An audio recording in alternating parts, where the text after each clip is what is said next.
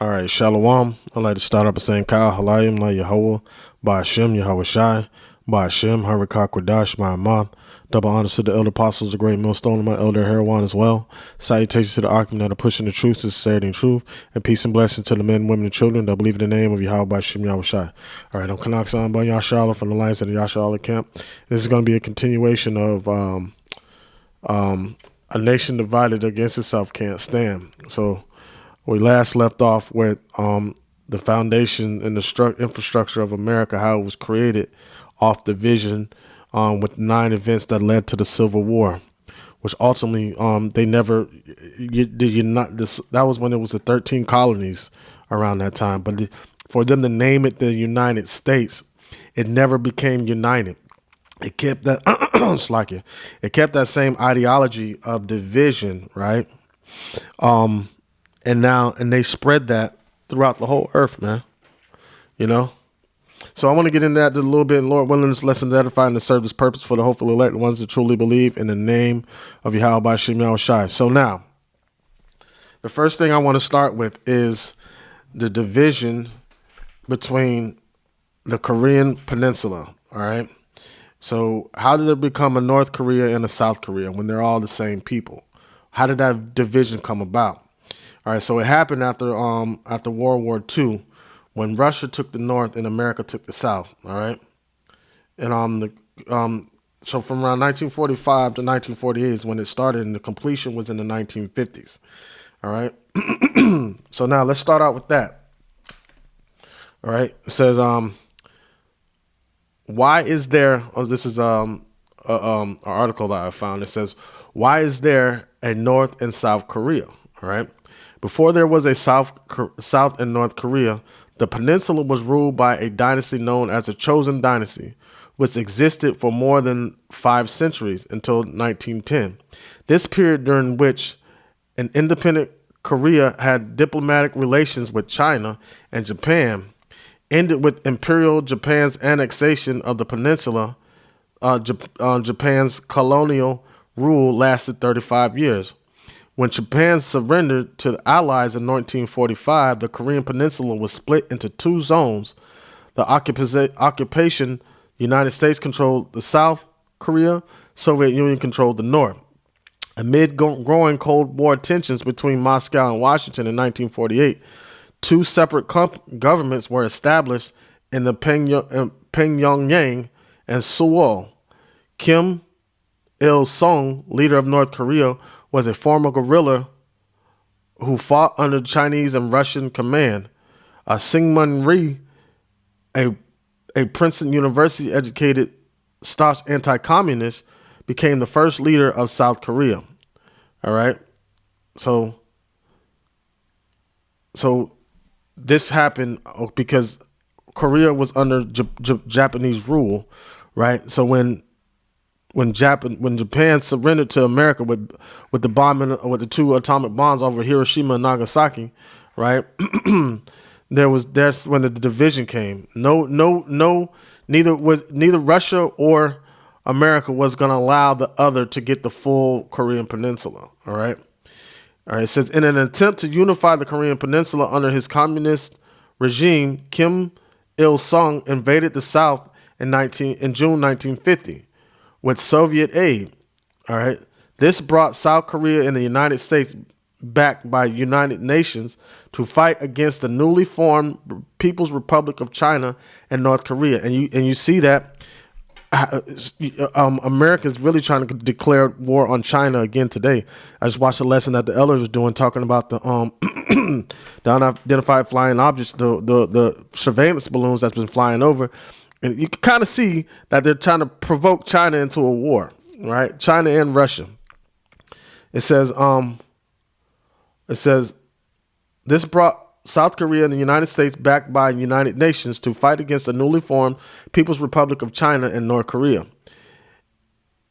An armistice agreement ended hostilities in the Korean War in 1953. Technically speaking, however, the 2 Koreas are still at war. All right. Real quick. There's another part I wanted to get. All right, this is another one I get. It says, since the United States policy towards Korea during World War II had aimed to prevent any single power domination of Korea, it may be reasonably concluded that the principal reason for the division was to stop Russia's advance on south and of the 38th parallel. All right. As a matter of fact, let me find that real quick.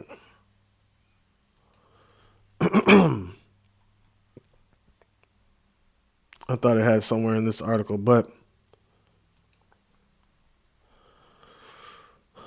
so basically, this happened at the end of World War II, right? So there was a division, a split between North and South Korea, and they're all the same people. And they all are fighting against each other today. North being ran by Russia and the South being ran by the United States. All right. In addition to that, I want to speak on, it says, all right, here it is. All right.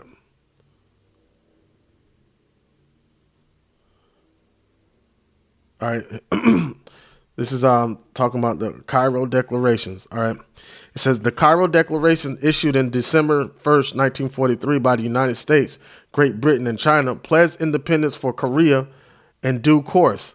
This vague phrase aroused the leaders of the Korean Provisional Government in Chongqing to request interception from the United States. Their request, however, received no answer. At the Yalta Conference held in February 1945, U.S. President Franklin D. Roosevelt proposed a Soviet Premier Joseph Stalin a four-power treatyship for Korea consisting of United States, Great Britain, and the USSR, and the Republic of China. Stalin agreed to Roosevelt's suggestion in principle, but they did not reach any formal agreement on future status of Korea, and after the Yalta meeting, there was a growing uneasiness between Anglo-American allies and the USSR. It says throughout the Potsdam Conference in July 1945, United States military leaders insisted on encouraging Soviet entry into the war against Japan. The Soviet military leaders asked their U.S. counterparts about invading Korea, and the United States and Americans replied that such an expedition would not be practical until after a successful landing had taken place on Japanese mainland.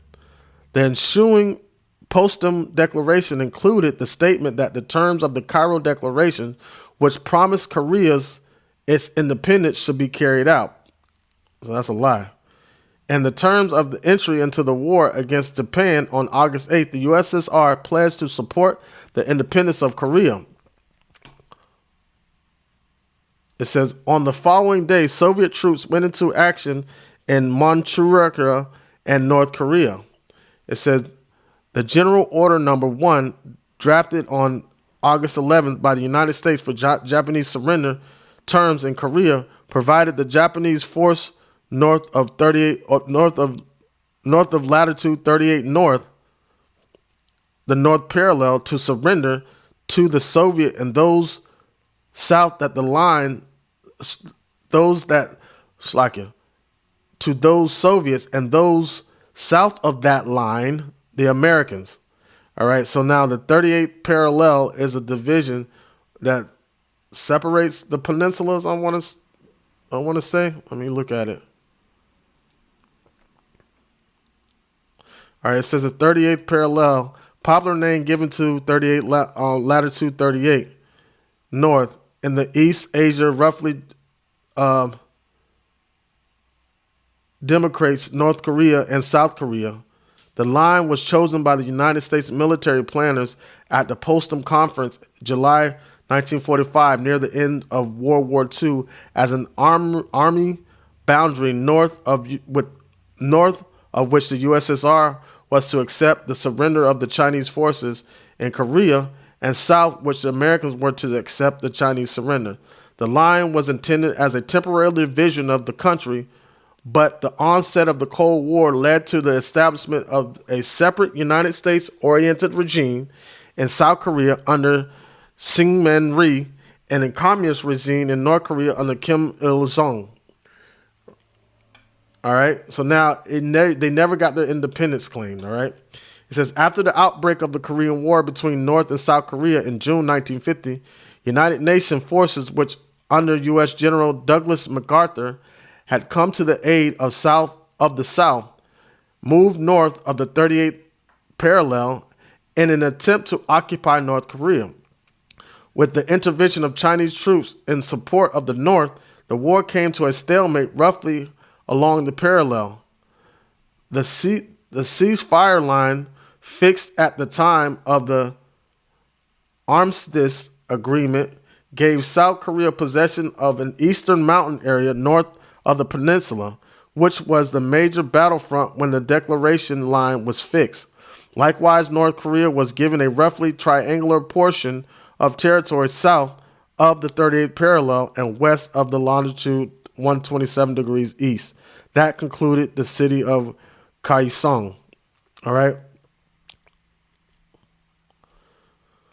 So that line was created, right, as a temporary line dividing the peninsula, and later on was supposed to be taken away, and total independence was supposed to be given into the Korean Peninsula, north and south, right? But that's not what happened.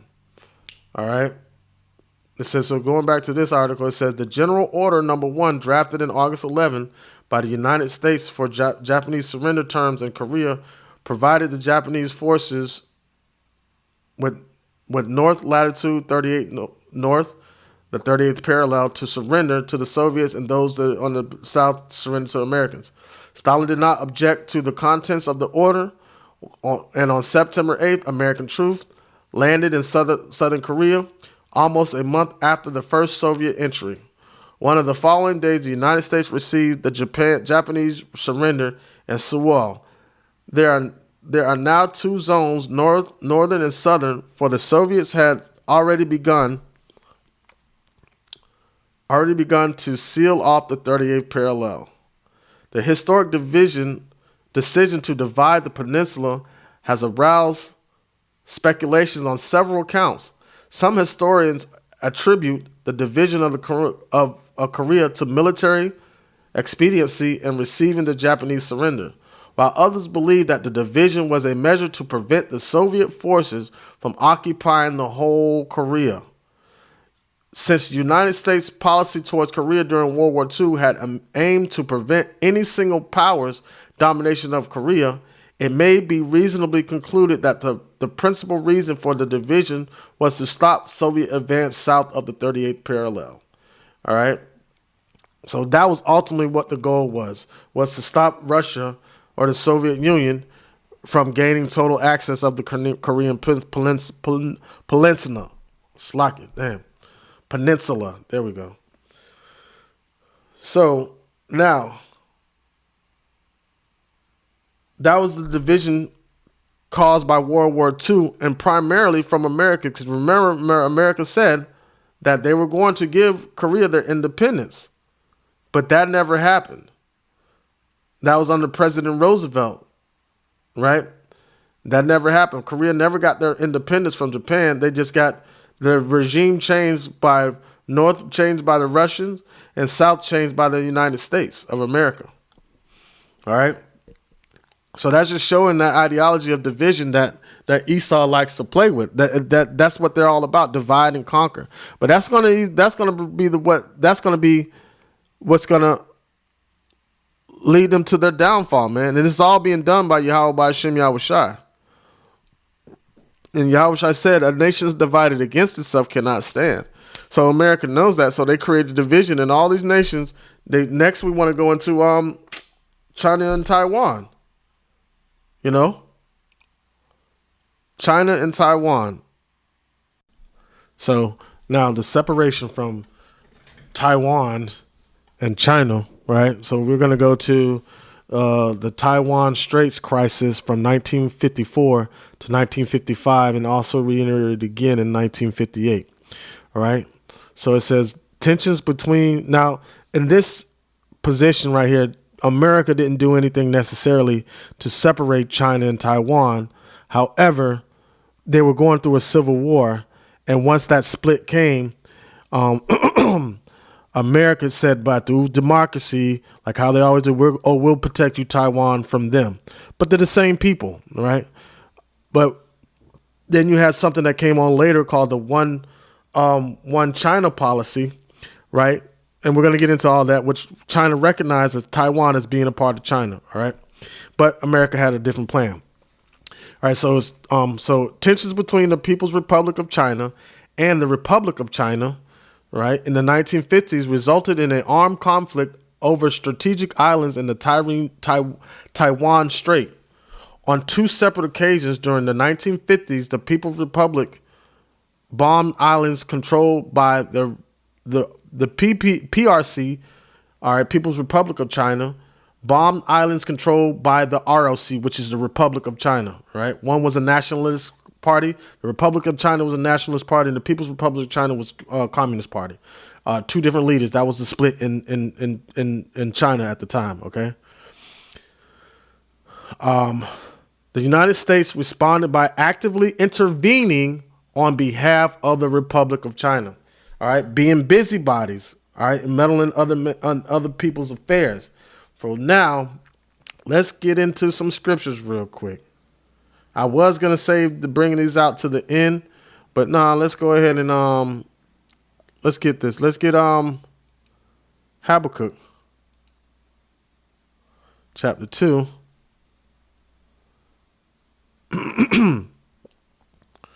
All right, Habakkuk 2 and 1. It says, now start at 4. It says, behold, his soul which is lifted up is not upright in him, but the just shall live by faith. And he's talking about the spirit of Esau is not upright, man. You know, it's not upright. They're always meddling around in people's affairs. They never keep it at home. You know, they always got their hands in the middle of something and not, you know, putting their 2 cents into everything. You know what I'm saying? All right. So it says, it said, behold, his soul which is lifted up is not upright in him, but the just shall live by faith. Yea, also because he transgresses by wine, he is a proud man, neither keepeth at home, who enlarges his desires as hell and is as death and cannot be satisfied. But gathereth unto him all nations and heapeth unto him all people, man. And that's what America does. That's what Esau does all around the world, you know.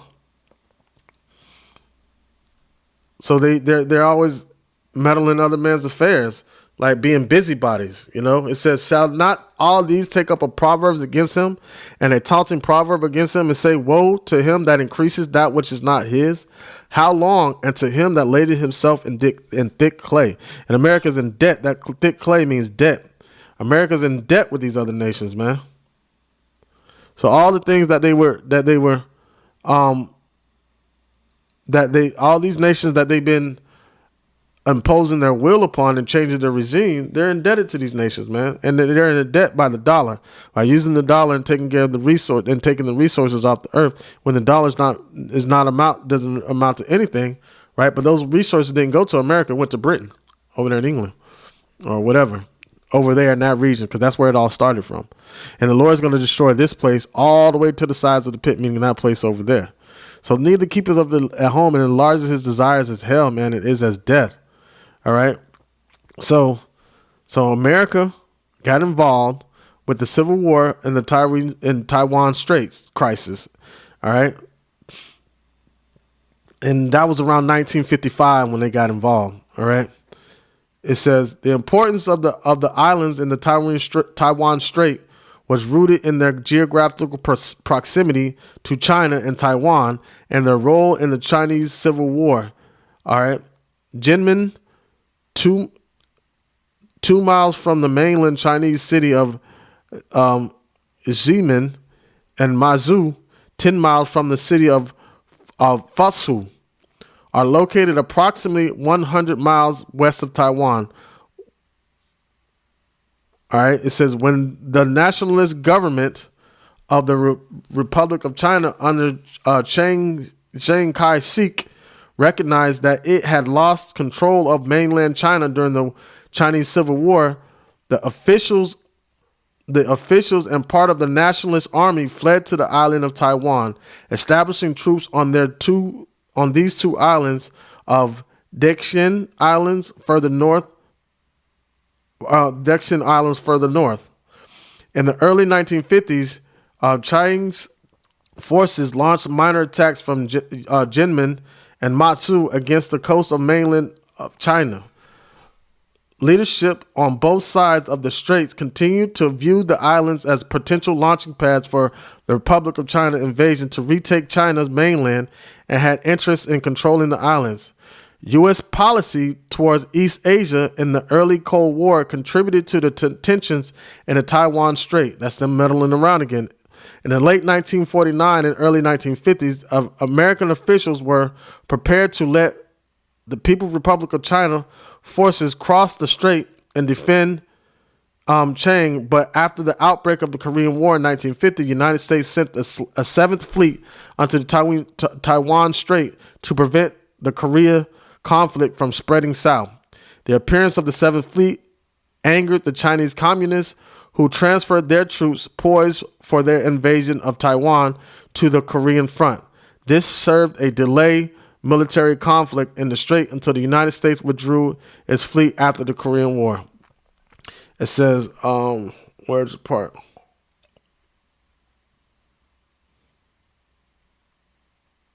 It says, after the next few years, the United States took steps that allied it more firmly to the Republic of China government on Taiwan. In 1954, the United States led the creation of the Southeast Asia Treaty Organization. It says, let me just read a little bit of that real quick.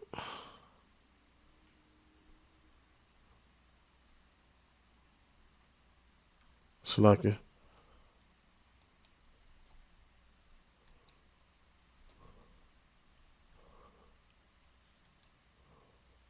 All right, South Asia Treaty Organization. In September 1954, the United States, France, and Britain, New Zealand, Australia, the Philippines, Thailand, and Pakistan formed the Southeast Asia Treaty Organization, or SEATO. All right, it says the purpose of the organization was to prevent communism from gaining ground in the region. Although called the Southeast Asia Treaty Organization, only 2 Southeast Asia countries became members. The Philippines joined in part because of its close ties with the United States and in part of the concern over the nascent communist insurgency threatening its own government.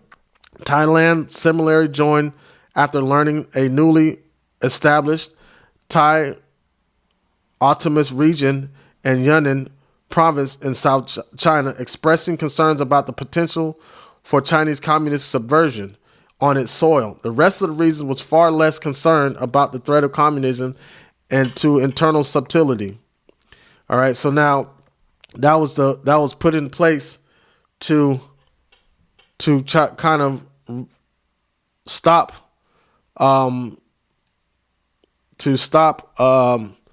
China from being able to take over. Really, that was Taiwan and the Philippines, all right, and other islands surrounding that area.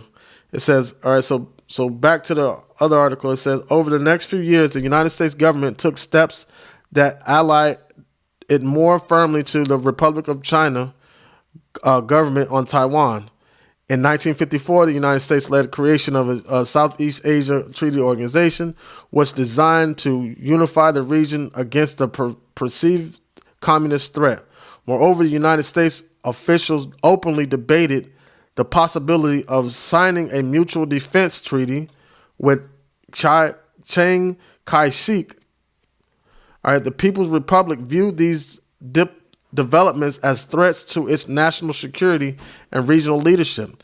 In the interest of bolstering the strategic position in Taiwan Strait, the People's Republic of China began to bombard Jinmen in September of 1954 and soon expanded its targets to include Matsu and on the Dekshin Islands. United States policymakers considered sending parts of the United States fleet onto the strait. Discussions centered on whether the maneuver would reopen the Chinese Civil War, and if so, what effect that would have on United States security concerns in the region. U.S. policymakers did not want to be drawn into a conflict, but wanted the Republic of China to maintain control of the islands because why? Because they can dictate and control what happens over there. The loss of Jinmen and Matsu to the People's Republic of China might mean an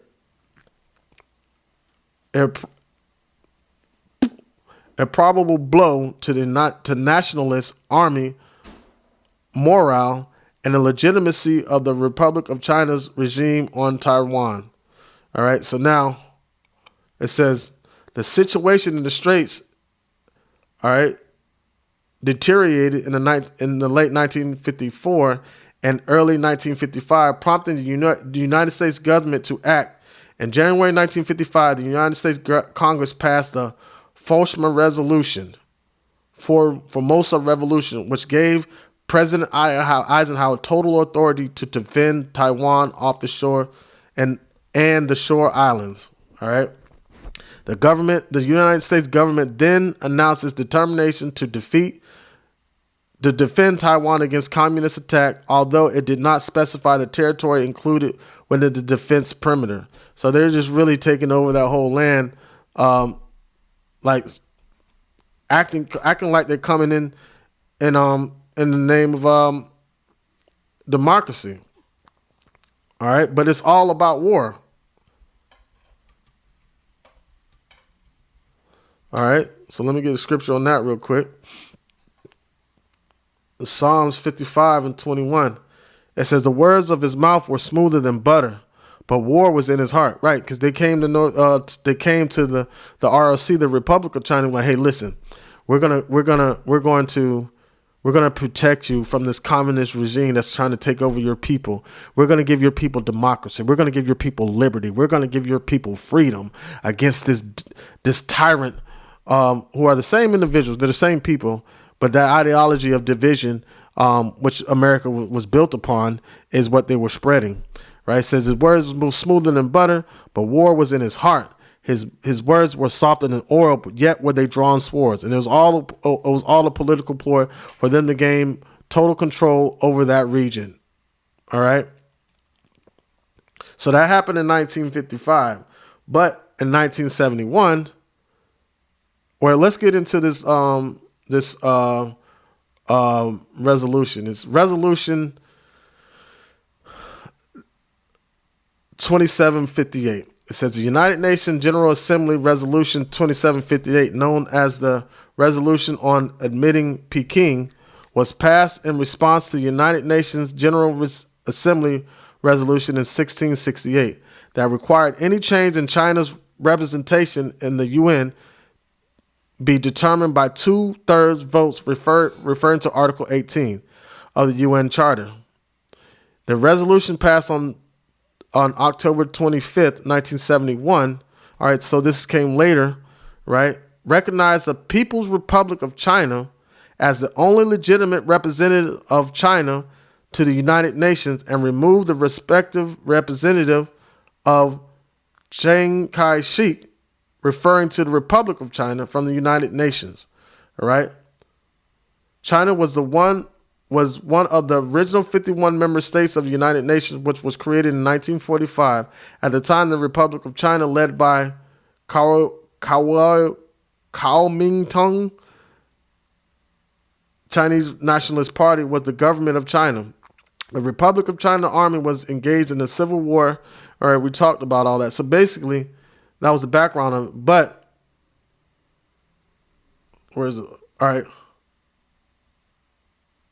Hold on, where is it at? So basically what that was saying, that China As a matter of fact, okay. Boom. From that came the the one the one China principle. All right, we're gonna get into that all in a second. There was another part of this I was looking for.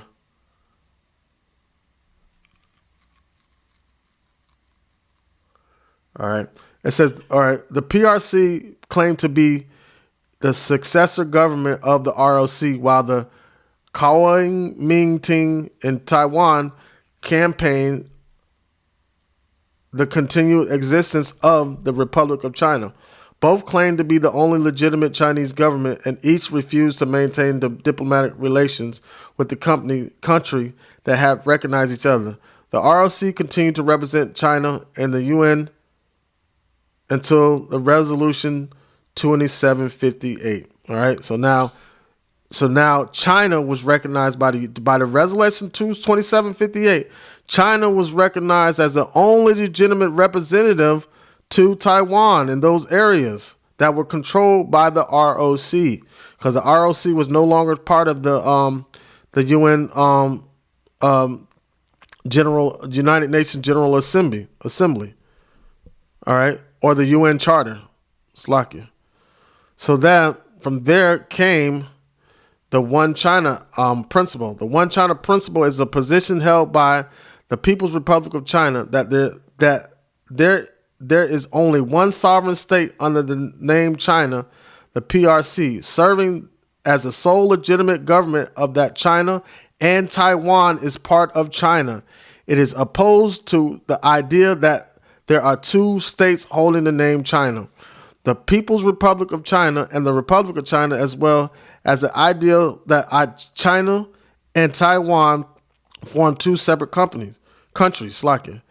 One with China with respective interpretations refers to the interpretation of the 1992 consensus asserted by the ROC, then governing political party, all right, Kuomintang, that both the Republic of China, the People's Republic of China, and the Republic of China had agreed that there is one China, but disagreed whether China is represented by PRC or ROC. So basically, they in this with this one republic, right, principle, one republic policy or one republic principle, ROC and the PRC, the Republic of China and the People's Republic of China, both recognize there is one China, right? But it was still a toss-up of who was going to be the governing body, all right? But you still had the United States intervening right now with China. That's why China is trying to annex Taiwan to China, and now it's just same thing with Russia and Ukraine. How during the Cold War, right after World War II, it was a agenda to break up the Soviet Union. That's why you have Russia now. But Yahweh Shimei Shai is rebuilding that. Okay. And next, I want to get into, all right, the Middle East, man. Operation Desert Storm, man. You had Slovakia. All right, so I'm gonna touch on that a little bit because, they after World War II, the main focus was the Middle East, kind of sort of, because they wanted to break up those OPEC nations that had control over the oil and introduce the dollar as being the reserve currency to do trade. And they was like, hey, we will protect your oil fields if you trade with our money. So you had the OPEC deal with the OPEC nations were dealing with trade in dollars, and the petrodollar became the world reserve currency, man. So this is everything that, and they went over there, right, and started breaking stuff up. All those are Elamites. All those are Ishmaelites and Elamites, Persians. All right. And they were all one family, but through the division, right, of America and these other nations, they're all Esau, right? They started picking their parts on what, like, Russia got Iran, America got Afghanistan and Saudi Arabia, and still dealing with Israel, you know, and that's Amalek, that's Esau right there. But that's what America does, divides all these nations against each other, man. All right. And some of those militias that are over there, that are fighting in these civil wars that is dividing the Middle East, are owned by some of the congressmen in the United States. You can look it up. I mean, this fact. Let me get a scripture real quick, because this is all prophetic, man. Yahweh Shem Yahushai spoke of these things from the beginning. All right, let me get Genesis chapter 16.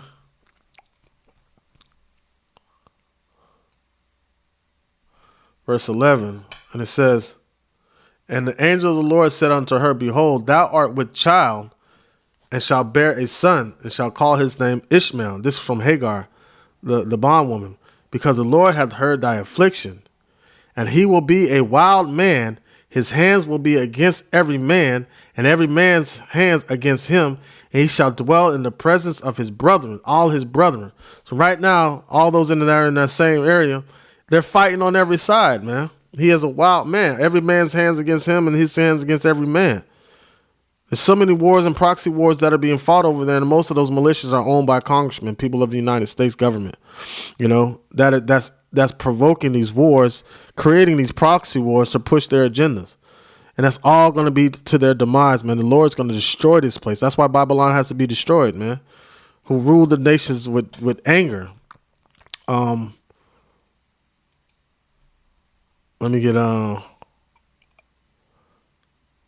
this is Habakkuk 2:8. It says, "Because thou hast spoiled many nations, all the remnant of the people shall spoil thee, because of men's blood, and for the violence of the land and the cities and all that dwell therein." Right. So there's constant wars going on in the Middle East, and because of America is the reason why Ishmael is like a wild man fighting on all sides. All right. Let me get Isaiah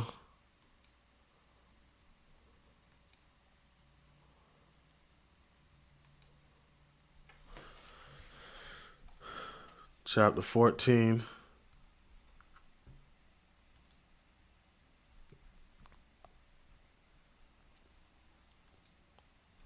All right, this is Isaiah 14.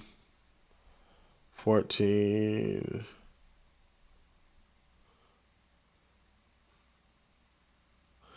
and 4 says, "That thou shalt take up this proverb against the king of Babylon and say, How has the oppressor ceased, the golden city ceased?" Right, because America is one that's oppressing the whole world. It said, "The Lord has broken the staff of the wicked and the scepter of the rulers. He who smote the people with wrath with a continual stroke. He that ruled the nations in anger is persecuted and none hinders." Right, so when people start to destroy this place, they ain't gonna think twice about it. All right, it says, "The whole earth is at rest and at quiet, and they break forth into singing." All right, because the hammer of the earth is at rest, is destroyed. Verse 8, it says, "Yea, the fir trees rejoice at thee, and the cedars of Lebanon, saying, Since thou art laid down, no feller has come up against us." All right, it says, "Hell from beneath." What's like you? "Hell from beneath is moved to meet thee at thy coming." Slacking. Computer's acting retarded today. All right, it says, "Hell from beneath is moved to meet thee at thy coming. It stirreth up the dead for thee, even all the chief ones of the earth. It hath raised up their thrones, all the kings of the nations." Right, and that's what's going to happen to this place. These nations that are going to be sick of America's bullying and tyrannical acts, and they're going to come up against this place, man. All right. And it says, Verse 10, it said, all they that speak shall speak and say unto thee, art thou become weak as we? Art thou become like unto us? And that's what these other nations are going to be saying. And you can see them saying it right now. Iran, North Korea, China, Russia. I mean, you name it. Anything, all these lands that America has afflicted, these people are rising up and saying, hey, it's time to take this country out. You know, because this country was based and built upon division. And that division of that ideology of division, they spread amongst all these other nations, dividing households and turning people against one another. And that's going to happen right here on this land. And you see it happening right now, but it's going to be to a higher magnitude. All right. According to Yahweh Hashem Yahushai. All right. And that concludes the lesson. Lord willing, it was edifying and served its purpose with that. Like Sekah Halayim, La Yahweh, by Hashem Yahushai. By Hashem, Harvard Kwadash, my Amath. Double honors to the elder apostles, the great millstone, and my elder Herawan as well. Salutations to the argument that are pushing the truth, the sincerity, and truth. And peace and blessings to the men, women, and children that believe in the name of Yahweh Hashem Yahushai. Shalom.